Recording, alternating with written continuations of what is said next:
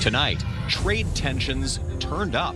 To stand up against President Trump, we have to withstand the economic pain that will come with this fight. The Premier's pledge and his shots toward the U.S. president. I'm not going to take any advice off a guy that's the king of bankruptcies. In the face of new economic threats. Plus, sizing up the status of the battle. It's in the category of ridiculous. I think it's designed to get Canada back to the negotiating table. Local businesses with skin in the game hoping cooler heads can prevail. Also, working hard to bounce back. They're all outside here and but are all stacked together where it's like not even a room to even walk around. The Kitchener market's moves to get back to business in the wake of some deep damage. We're talking 40 feet in the air all the way up to our ceiling, so the majority of the inside of our facility will have to be cleaned and remediated. At the downtown staple.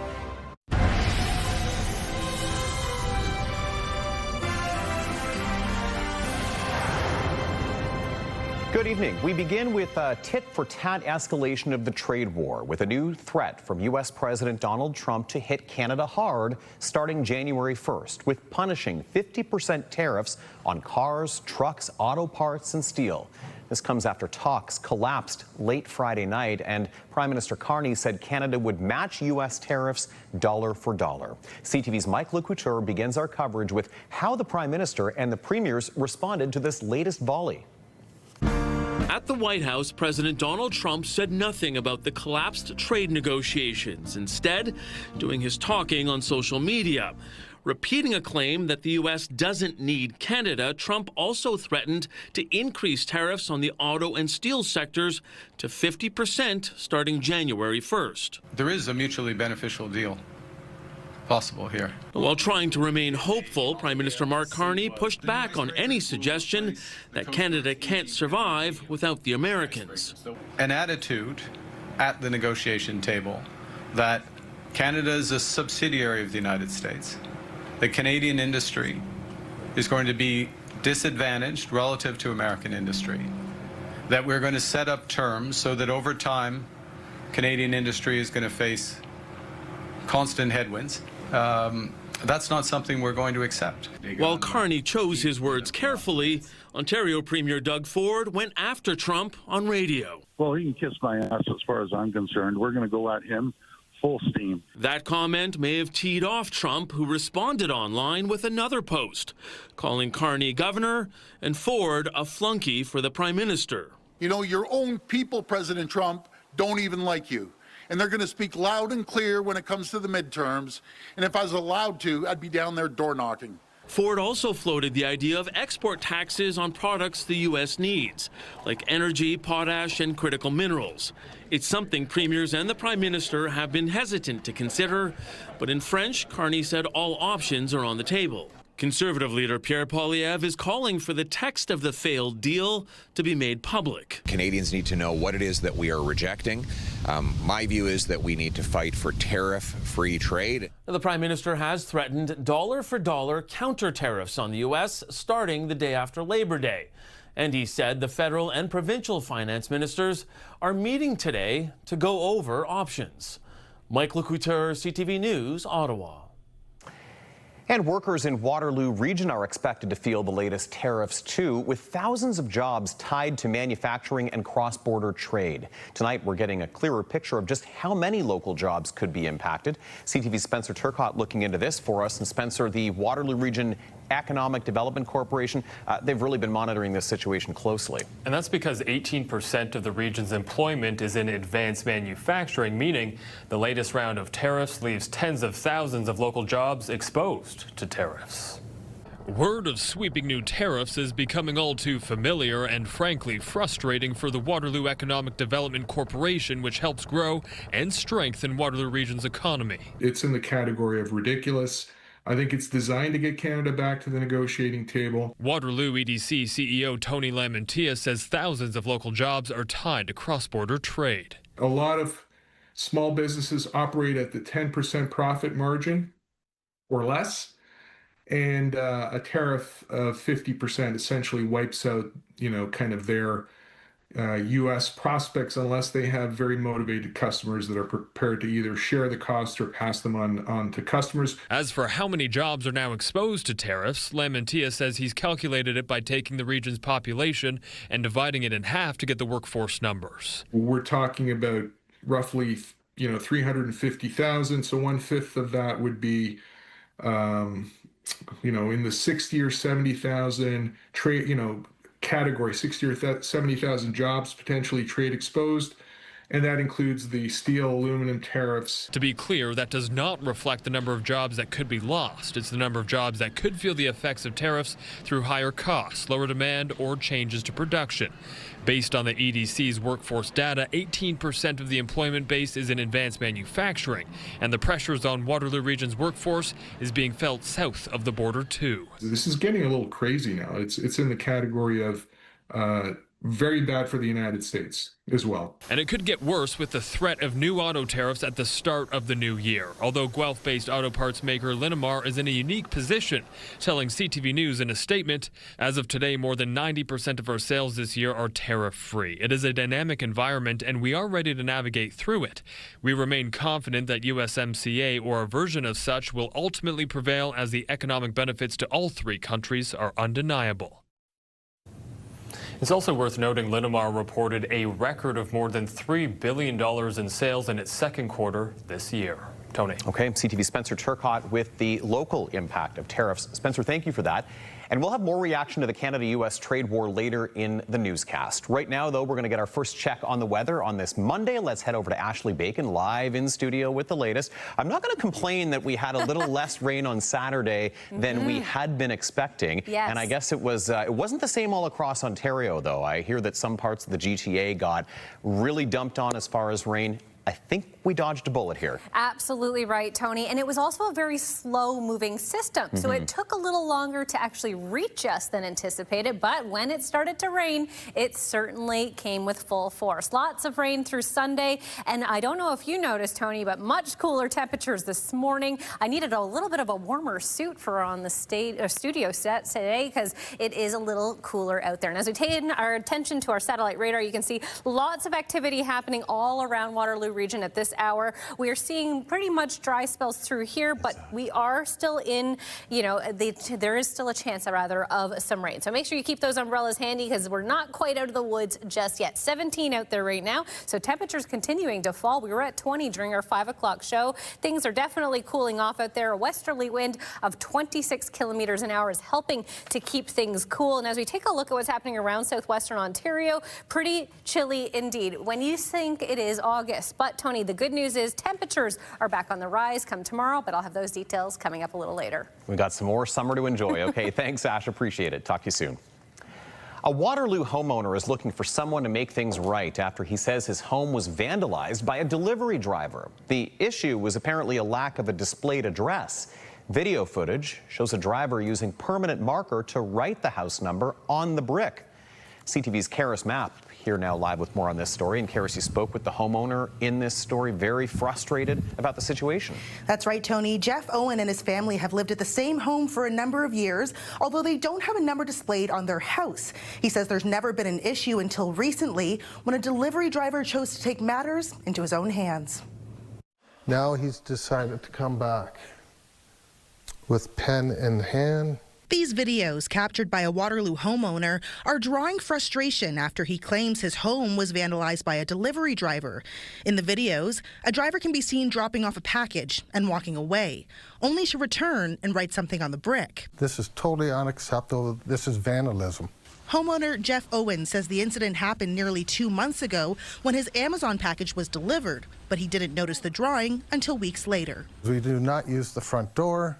We always go through the garage. Owen has lived at the home for the last 4 years, and while he's aware that there isn't a number displayed on the house, he says it's never been an issue before. Nobody's ever complained, and if there was a problem, don't deliver the package. In an emailed statement to CTV News, an Amazon spokesperson said they were working with the family to make the situation right, but noted the item was sold by a third-party seller and was not fulfilled or delivered by Amazon. Owen has attempted to contact the third-party seller Yun Express and delivery carrier Email Express to no avail. The phone number we were given was a number from China. which didn't exist. CTV News also attempted to contact both companies, but the numbers were not in service at the time of our call. Though frustrating, e-commerce expert Marianne Susi says third-party sellers are very common. You're the owner, you have your own store. So you build your store, Amazon, Walmart, Etsy, they are all marketplaces. The responsibility lies in how you choose to ship your product. You can have FBA, which means fulfilled by Amazon. So you ship your goods to Toronto, to Calgary in their warehouse, and the little robots and the little people ship for you every day. And there's also FBM, which is fulfilled by merchant. Meanwhile, Owen says he's still angry about the permanent marker and is working to cover it up. Concrete brick sucks in moisture, so it's not a surface damage, it's into the brick. In Waterloo, there is a bylaw that homes do need to have a displayed number. Owen told me that their family has since ordered the numbers for their house, but are still in shock about the entire ordeal. Tony. Okay, Karis, thank you. CTV's Karis Map reporting live. Municipalities say they are still waiting for hundreds of thousands of dollars that they say were promised to them by the Ford government. That promise came years ago when the government backtracked on its plans to develop the Greenbelt. CTV's John Woodward explains. Under intense pressure 3 years ago, the Ford government reversed course on changes to the province's protected Greenbelt that would have made certain developers billions. I made a promise to you that I wouldn't touch the Greenbelt. I broke that promise. The change was made the day after CTV News reported that one of those developers had gotten a massage in Las Vegas at the same time in venue as a PC minister. That minister and a staffer resigned, the second wave of resignations after Housing Minister Steve Clark and his deputy Ryan Amato, while Ontario's then Auditor General found the benefits were going to a select few. The process was biased in favor of certain developers and landowners who had timely access to the Housing Minister's Chief of Staff. Brought in to clean up, Paul Calandra, who promised municipalities wouldn't have to pay for all the work they had done prepping for development or managing boundary changes. Reimbursing the taxpayers of the city of Pickering is the right thing to do. That was all in 2023. Now it's 3 years later, and many of those municipalities say they're still waiting for the cash. Pickering says it has not received reimbursement for these specific costs of $360,000. Durham Region confirmed it has not received funding related to these costs, and Guelph said the information is accurate, that it's still waiting. All said they hope to continue working with the province. Reached at an event in Hamilton, NDP leader Marit Stiles laid this at the feet of the Premier. Was he just misleading everybody, saying he was going to pay them back for all those fees, all that hundreds of thousands of dollars that our communities are out of pocket for his corruption, for his mistakes? The Ford government is downloading the cost of their Greenbelt scandal onto the backs of municipalities and the people of Ontario. Also still hanging after 3 years, the RCMP investigation into the deal. The Force saying Monday, be assured that the RCMP's Sensitive and International Investigations Unit is conducting a thorough investigation. That investigation is ongoing. To protect the integrity of the investigation, we cannot provide information at this time. John Woodward, CTV News. Today marks 35 years of Ukraine's independence, and millions of Ukrainians are gathering to celebrate the anniversary all over the world. Well, here in Waterloo Region, the celebrations are also a stark reminder of the newcomers who now call Canada home after Russia launched its full-scale invasion of Ukraine in 2022. Let's go live now to CTV's Alexandra Hollick for more on this. Alexandra, some of the local events included a flag-raising ceremony at Kitchener City Hall. That's right, Tony, and dozens braved Sunday's stormy weather to mark the occasion. A small but meaningful testament to the community's resilience as the fight on the front lines goes on. As stormy skies swirl over Kitchener City Hall Sunday, a beacon of blue and yellow flies in the wind. The Ukrainian flag marking 35 years of Ukraine's independence following the collapse of the Soviet Union in 1991. It's a bittersweet moment because on one hand we celebrate our independence, on the other hand a lot of us are suffering because our home country is still at war. Russia's war on Ukraine has been in full force since February 2022. In the last 4.5 years, hundreds of thousands of Ukrainians have fled to Canada to find refuge from the front lines. I'm from Donbas region, from Mariupol. Maria Smirnova is one of them. A researcher at the University of Waterloo, Smirnova says she wants to remind people the war isn't over, even if the horrors don't make headlines. The bombs, like they fall like missiles, they fall freely, like on big cities like Kiev, like the capital. It's almost the situation is there, like in the front lines, and so daily, like dozens, hundreds of people, they die all over Ukraine. Celebrations taking a somber turn, with songs of prayer echoing through the building. Here in Canada, it's completely different. It's just not the celebration, but I would say it's a remembrance day. Svetlana Chaban moved from Mykolaiv to Waterloo Region with her family in June 2022. On Independence Day, she remembers her past and how far she's come. But she says her future remains uncertain. It's not easy right now, as we, still don't have our permanent residentship, and we actually don't know what will be our future. Chaban isn't alone. A lot of our Ukrainian newcomers experience stress and fatigue because of this uncertainty. They're basically stuck in limbo for years and years. Despite swirling questions, hope is not lost. And with the wave of newcomers to the region comes a flood of gratitude. Thank you to Canada for inviting us and for protecting us and for the huge help to Ukraine.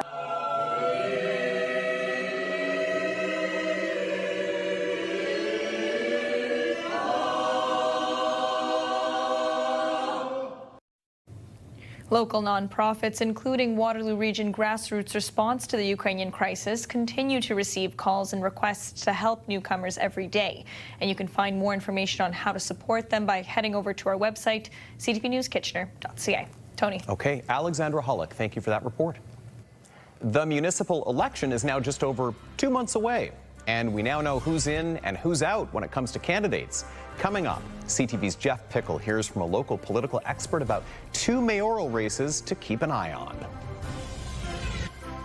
Expect scattered showers to continue through the overnight hours, but the sun will make a return this week. I'll have details on when coming up. Download the CTV News app and stay on top of local stories as they unfold. We go to a dramatic scene unfolding. Customize your feed and watch live wherever you are. CTVKitchener.ca, your home for news.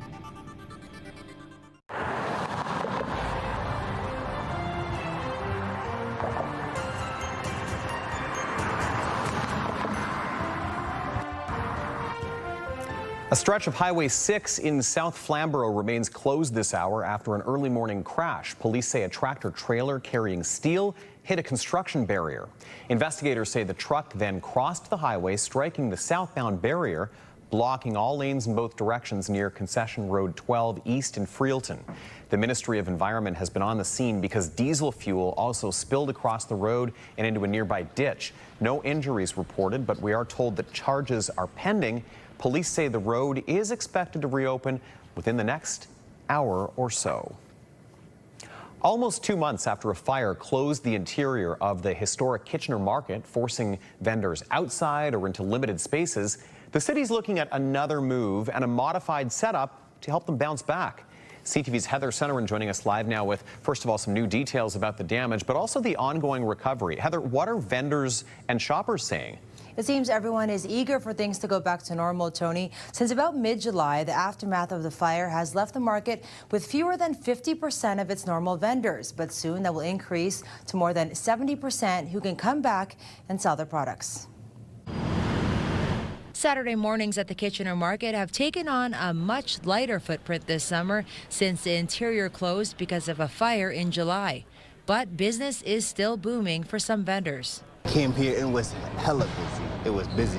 Some shoppers are feeling the squeeze without all that indoor space. It used to be stores like inside here. Now it's like everybody, they're all outside here and everybody are all stacked together where it's like not even a room to even walk around to even get your stuff done. The city of Kitchener says it was a small electrical fire in one of the vendor booths on July 12th.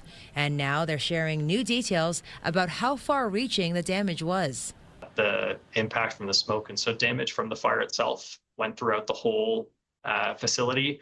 We're talking 40 feet in the air all the way up to our ceiling. So the majority of the inside of our facility will have to be cleaned and remediated. Starting September 5th, the city is launching an expanded interim setup in the upper parking structure.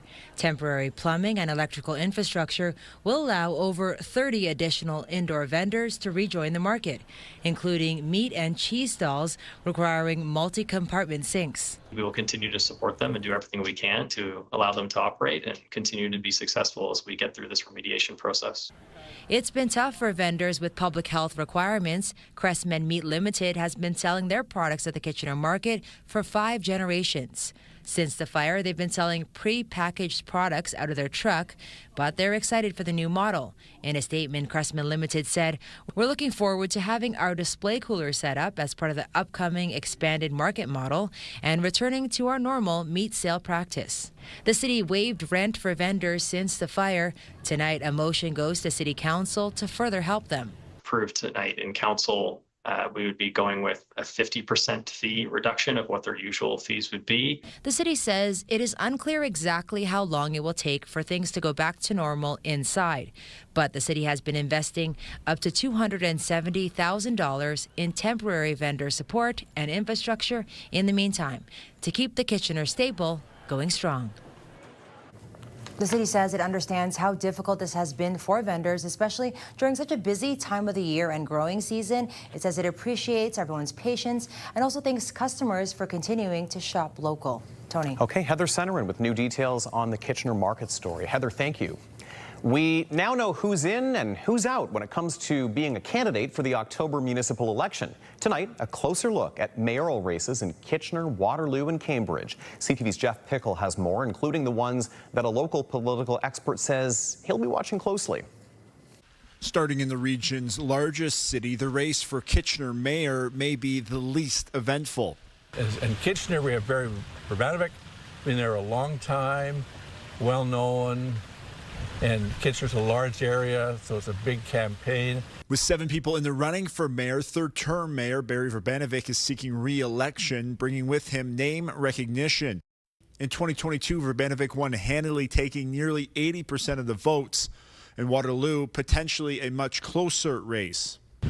And so Shannon Weaver, Dorothy McCabe will be at it again.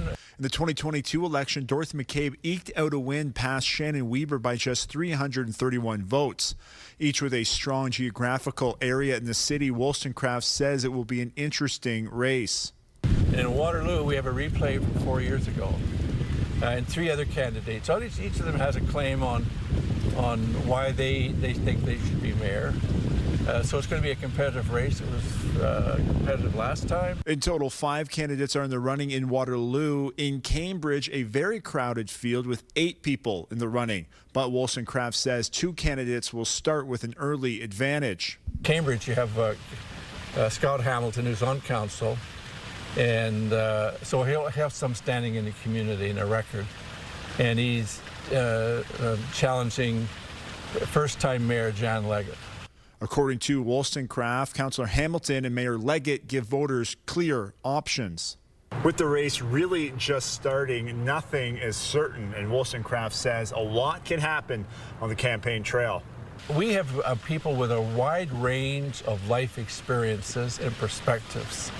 And the thing that I like about municipal politics is it's not driven by the parties. Oh, liberal, conservative, NDP, that kind of stuff.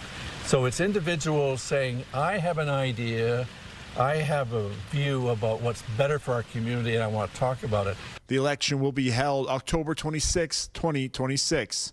Jeff Pickle, CTV News, Kitchener. Okay, a live look outside from St. Jacobs on this Monday evening. A little bit of cloud hanging over us tonight as the threat of showers seems to be lingering. Ashley's back in just a few moments to let us know how things are looking for the rest of the week. And also coming up, driving for drives. Later, how a local group of golfers are helping to get cancer patients to critical appointments. And we'll also head back to our top story, the new round of tariffs. The new round that's been fired in the Canada-U.S. trade war. We'll get the U.S. take on the breakdown of talks late Friday night. That's next.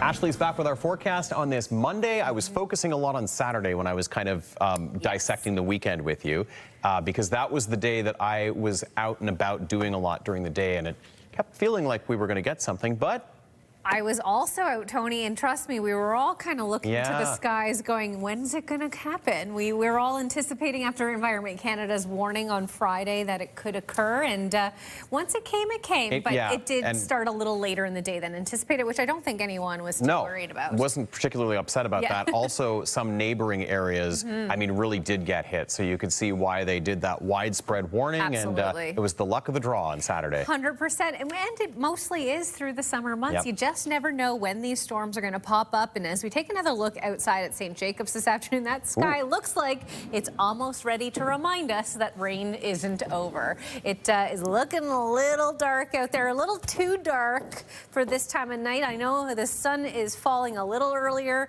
every day, but by comparison, that is just rain cloud, dark skies. So we will potentially see some scattered showers continuing over the next few hours. But the great news is by tomorrow, it looks like things are going to clear up for your Tuesday, making it a mostly sunny day. And as we take to our futurecast, you can see things really starting to clear up by around 10 a.m. tomorrow. Of course, we'll get bands of cloud cover moving through here and there, but overall, drier conditions tomorrow, warmer conditions tomorrow, going towards the direction where we should be for middle or to end of August. And as we take a look at what's happening on the West Coast, an absolutely beautiful day happening there. 24 degrees in Prince George and Vancouver. On the other side of the Rockies, 24 in Edmonton as well. Lots of sunshine there. And as we push further east through the Prairie provinces and up north, Yellowknife 17, a mix of sun and cloud, 24 in both Regina and Thompson, a mix of sun and cloud. Winnipeg, nice and warm at 26 degrees today. Iqaluit, 11 with a mix of sun and cloud. And in Ontario and Quebec, we're seeing a little bit more rain as they are here.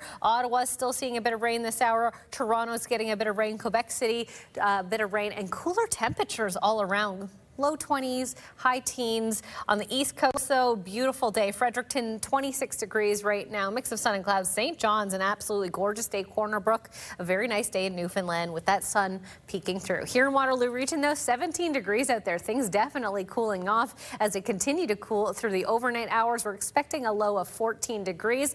That is going to feel really right where we should be for this time of year. A northwest wind of 20 kilometers an hour is also expected. The good news is, though, tomorrow, things heating right back up. We're going to get to around 23 degrees, so a little warmer than we felt today.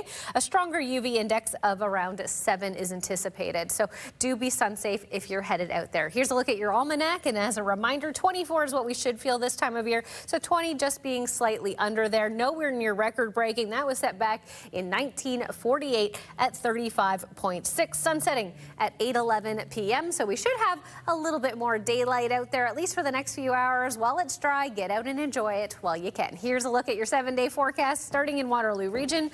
Clouds make their way into the picture come Wednesday. A high of 25 is expected.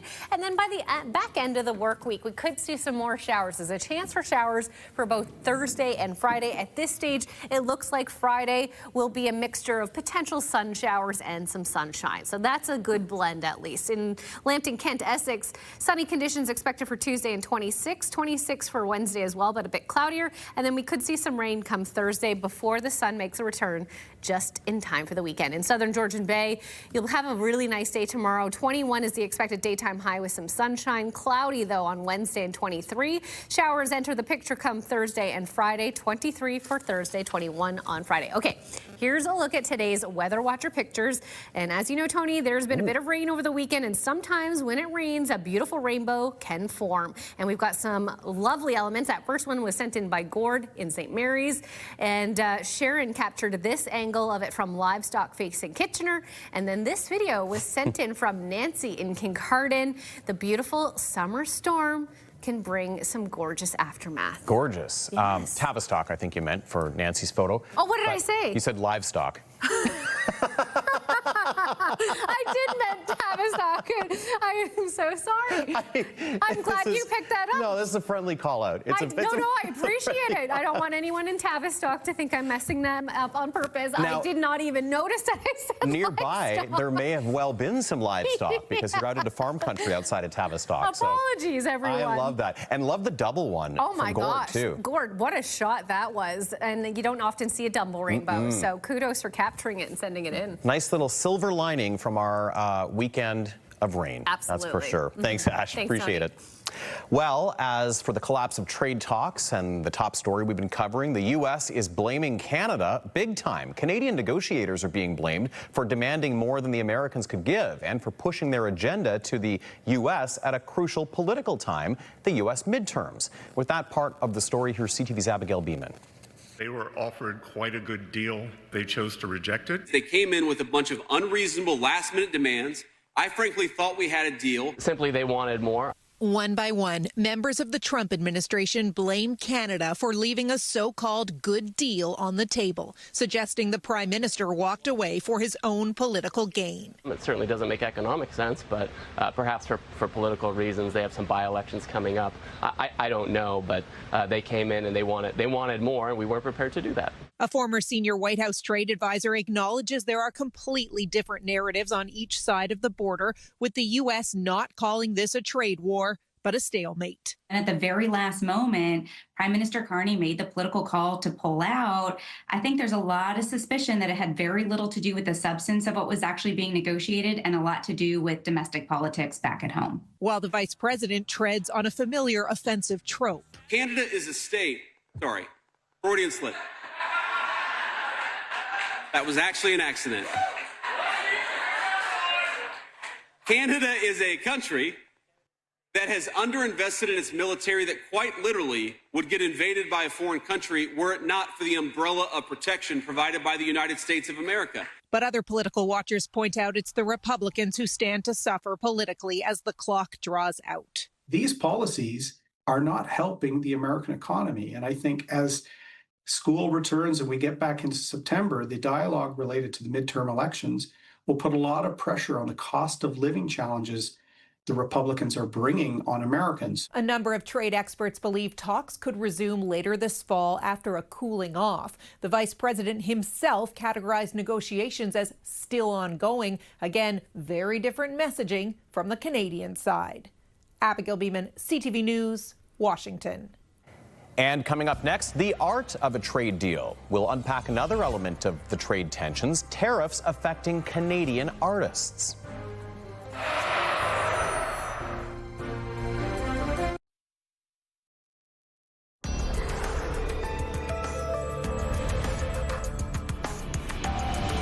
While the mutual tariffs imposed by Canada and the U.S. pose a risk to businesses with the expectation that companies will not just lose a big chunk of customers, but forfeit tens of thousands of jobs. CTV's John Venevali Rao has more on how some artists are paying the price for American politics.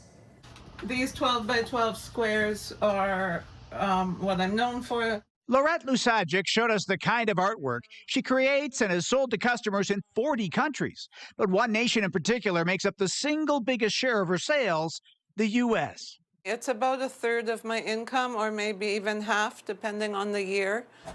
The Toronto-based artist says American clients are her bread and butter and was stunned to hear her works would be tariffed at 50%. Driven home just this morning after she packed up a small $450 piece, sold this past weekend to an American. And when she went online to ship it, the charge, including the new tariff, was over $260, way up from the $30 to $50 it used to cost for shipping only. Oh, I immediately burst into tears because it was real. Lusagic says, like many artists, she makes a very modest living and worries she'll lose many of her U.S. customers who won't want to pay such a huge tariff.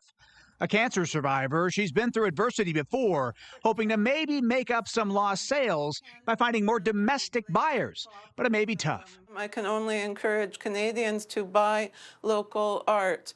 Among the Canadian artwork being tariffed, paintings and drawings, collages, sculptures, original prints, and works incorporating materials like bone and antler, which could hit Indigenous artists particularly hard. June Hunter is a Vancouver-based photographer and artist who specializes in images of ravens and crows. She sells about 50 pieces a month to Americans, but has now suspended most of her sales to the U.S. until, as she puts it, the dust settles on this latest flare-up, which is threatening half her business. I'm obviously not alone. We're all in this together. I feel lucky, and at least I'm not having to lay anybody off. It's just me having to pivot on my own. Meanwhile, the artists say they'll continue to make art, but making a living from it just got a lot harder. John Benavelli-Rouse, CTV News, Toronto. And that brings us right back to a recap of our top stories, including the latest on the trade war. CTV's Krista Sharp-Kilpatrick in studio with the latest for us tonight. Krista. Yes, well, Tony, tensions remain high when it comes to cross-border tariff talks, and businesses here at home are no exception. In his latest social media post, Trump threatened to increase tariffs on the auto and steel sectors up to 50% starting January 1st. And according to the Waterloo Region Economic Development Corporation, 18% of the region's employment is in advanced manufacturing, meaning the latest round of threatened tariffs leaves tens of thousands of local jobs exposed to those tariffs. And a Waterloo homeowner is upset after a delivery driver wrote on the outside brick of his home with permanent marker, and it was all caught on video. The homeowner says he ordered the package from Amazon while trying to file a complaint, he was redirected to a third-party seller and a third-party company, neither of which he says he has been able to get a hold of. A frustrating situation. Okay, and Krista, looking at what our digital teams got online, regional police looking for a hit-and-run driver. Yes, Tony, this story is a little bit of a shock to read. Police say last week an 8-year-old was riding their bike on the grass near Parkvale Drive and Bianca Court in Kitchener when an SUV drove off the road and hit the child before turning back to the road and driving away. Now, this happened just after 3 p.m. on August 19th. The child received non-life-threatening injuries. For a better look at the vehicle and the driver, you can scan the QR code on the bottom left of your screen to get the story on our CTV News app, or to download the app right now. You can also visit our website, ctvnewskitchener.ca. Tony. Okay, Krista, appreciate that. We'll talk to you once again at the end of the show. Despite the dark, rainy weather, more than 140 golfers hit the links today for the 40th annual Wheels of Hope Golf Classic. It was in support of the Canadian Cancer Society's Wheels of Hope transportation program in Guelph and Wellington County, which helps patients access cancer treatments by getting them drives to and from their appointments. Cut & Fields Golf Course in Guelph is host to the rounds, silent and live auctions, as well as a dinner. The ability for people who are going through cancer to be able to get to their rides safely, without worry, it's a fantastic program. The Wheels of Hope is invaluable. So if we don't raise the money, the program is canceled. So we need to raise $150,000, $160,000 a year. Over the past 4 years, the tournament has raised roughly $2.7 million. Just ahead on CTV News, a father's push for change. Why a London man is using an empty wheelchair, hoping to raise $500,000.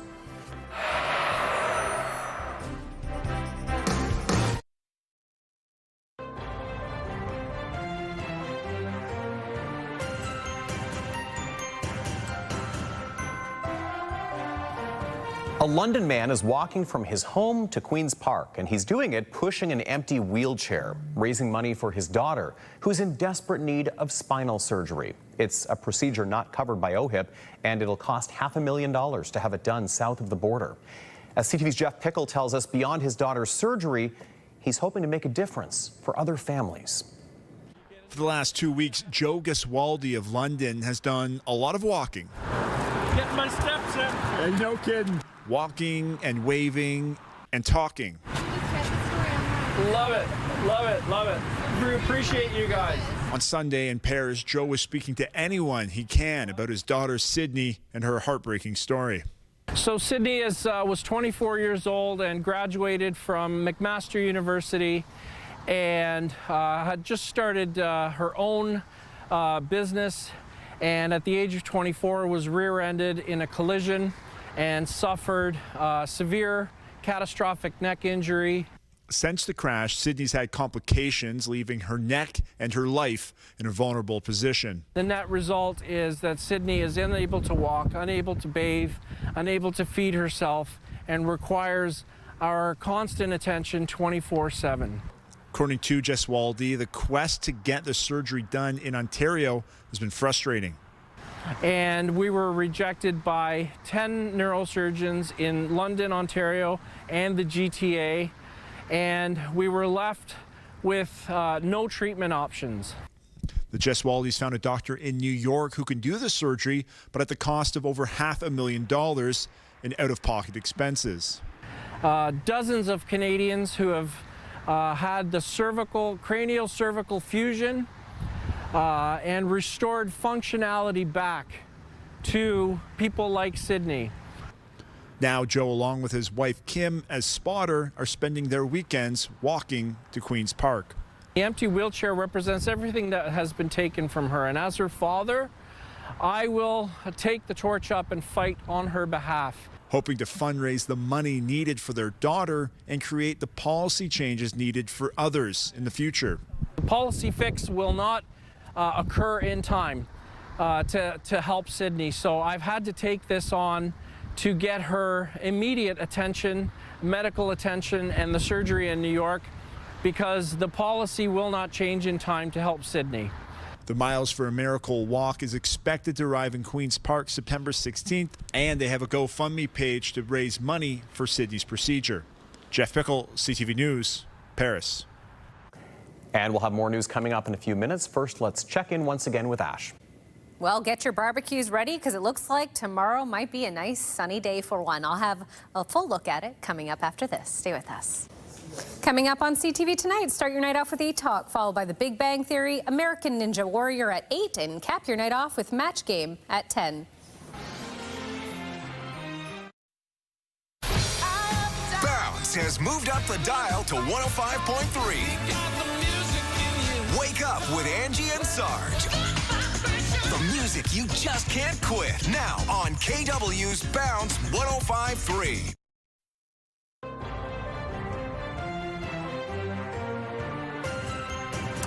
We are going to check in once again with Krista Sharp-Kilpatrick, who's back with a look at what our team is following for later tonight. Krista. Well, Tony, the City of Kitchener Council is meeting momentarily at 7 o'clock to discuss a busy agenda tonight. And on this schedule is a staff report suggesting reduced fees for Kitchener market vendors. Now, this, of course, is in relation to the fire that broke out last month and the altered market that now takes place. We'll bring you more tonight at 11:30. Krista, thank you for that. Appreciate it. And yeah, it's been a slow climb back for a downtown staple. So we'll be monitoring that closely and keep you posted on how that recovery is going and how the return to, you know, what they hope will be the full market again is going. Absolutely. I feel for all of those vendors. It's a busy spot. It's a popular spot, keeping it local. Okay, as far as the weather goes, it looks like tomorrow will be a little nicer than today. Nice. So we will see a little bit more sunshine and slightly warmer conditions. I was basing my sound on the clouds out there right now. Yeah, we've got to get through a few more hours of spotty showers, but we're going to wake up to some pretty nice conditions. 14 potential fog patches, so if you're really early riser, maybe on the road a little early in the morning, just be aware there could be some fog patches, so take your time, have those headlights on. But by 10 a.m., 19 with a mix of sun and clouds, so not too bad overall. Not bad at all. And I kind of like the fresh feeling a little earlier in the day of those lower temperatures. Tony would. I would. I run hot, so I like the cooler temps. Well, finally for us tonight, a beautiful spectacle only seen in the summer months, the vibrancy of monarch butterflies fluttering in gardens. And this year especially, Canadians have taken note. CTV's Alison Bamford has more on the butterfly boom and what it means for the endangered species. Tyler Flockhart studies monarch butterflies. He's fascinated by the resilience of something so fragile. You have an insect that weighs as much as a quarter that can fly all the way from southern Canada all the way to Mexico and then back in the spring. It's pretty remarkable. Monarch butterflies are an endangered species in Canada and not common on the prairies. But this year, the ecologist is seeing more than usual in Saskatoon, a sign that we could be in the midst of a butterfly boom. We know that when monarchs are at fairly good numbers in the summer, they start showing up in places where you are in the western provinces.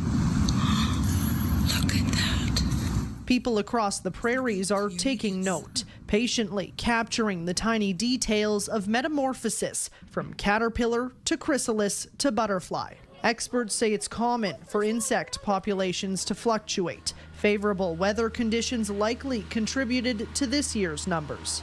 Over the long term, we're still in a state where the populations are considerably lower than what they had been. Habitat loss, particularly the loss of milkweed plants, seems to be the main driver behind the declining population. Flockhart is now part of a larger group looking into the monarch's exact habitat locations, using these tiny tags to track where the monarchs go and when they go there. Information that he says could help in conservation. Particularly for the prairie provinces, it gives us information to understand how important are the prairies to the monarch population as a whole. Some monarchs have already started migrating. Flockhart hopes to begin tagging butterflies as soon as possible so their flights south can be tracked in real time. Allison Bamford, CTV News, Saskatoon. Great story from Allison, and something that, has been reflected here in the region. Absolutely. We had all those beautiful weather watcher photos sent in last week from so many viewers about the butterfly boom happening here and getting ready for their trip to Mexico. It's interesting to see that it's happening all across the country. That's going to do it for us tonight. We will be back at 11:30 with more local news and weather right after the CTV National News. Have a great night.